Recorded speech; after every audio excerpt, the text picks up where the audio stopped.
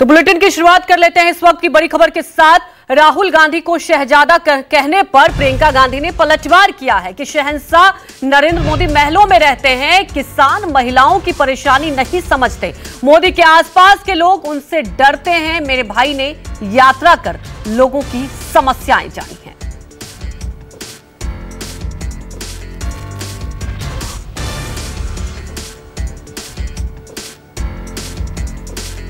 वो मेरे भाई को शहजादा बोलते हैं। मैं उनको बताना चाहती हूं, ये शहजादे 4000 किलोमीटर पैदल चले हैं। कन्याकुमारी से कश्मीर तक आपकी समस्याओं को सुनने के लिए चले हैं।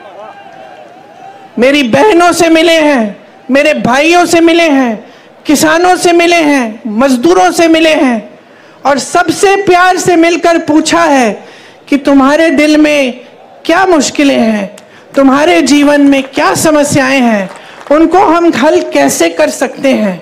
और एक तरफ आपके शहंशाह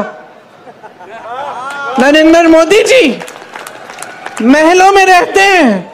आपने कभी टीवी पे उनका चेहरा देखा है? एकदम साफ सुथरा सफेद कुर्ता, एक दाग नहीं है धूल का, एक बाल इधर से उधर नहीं हो रहा है। वो कैसे समझ पाएंगे आपकी मजदूरी, आपकी खेती? कैसे समझ पाएंगे?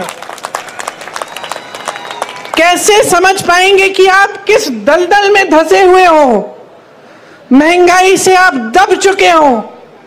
ये मोदी जी नहीं जान सकते, क्योंकि मोदी जी अब अपने महल में बंद हैं, सत्ता से घिरे हुए हैं। उनके आसपास जितने भी लोग हैं उनसे डरते हैं, उनको कोई कुछ कहता नहीं है, और अगर कोई आवाज उठा भी ले तो उस आवाज को दबाने की कोशिश होती है। तो वहीं प्रियंका गांधी ने यह भी कहा कि आखिर मोदी गुजरात से चुनाव क्यों नहीं लड़ रहे हैं। मोदी जी गुजरात से कट चुके हैं, मोदी जी वाराणसी से ही क्यों लड़ रहे हैं चुनाव? मोदी जी गुजरात की जनता को भूल गए हैं। और जैसे मैंने कहा, घिरे हुए हैं सत्ता से, अब आपको नहीं पहचानते, आपको नहीं जानते। बताइए, अगर गुजरात की जनता से कटे नहीं होते तो यहां से चुनाव क्यों नहीं लड़ रहे हैं? गुजरात से क्यों चुनाव नहीं लड़ रहे हैं? इतनी दूर जाकर वाराणसी में क्यों लड़ रहे हैं? क्योंकि कट चुके हैं आपसे। आपसे जो फायदा निकलना था बहनों और भाइयों, निकाल लिया।